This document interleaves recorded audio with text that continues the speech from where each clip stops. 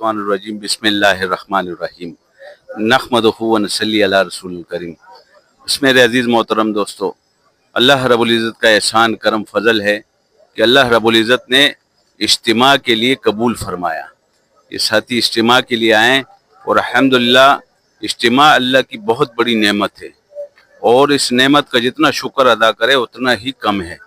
اور میرے عزیز محترم دوستو، یہ اجتماع ہدایت کی منڈیاں ہیں، اور اس سے ساری دنیا کے اندر خیریں پھیلتی ہیں۔ اور الحمدللہ یہاں مجمع جو آیا ہوا ہے، اور الحمدللہ وہ محنت میں لگے ہوئے ہیں، اور کوششیں ہو رہی ہیں کہ جماعت اللہ کے راستے میں نکلے۔ اور میرے عزیز محترم دوستو، یہ ہمارے ساتھی تقریباً بورچی خانے کے اندر ہے، اور یہ خدمت کے اندر لگے ہوئے ہیں۔ اور خدمت اتنا اونچا عمل ہے کہ اس پر اللہ ملتا ہے خدمت سے۔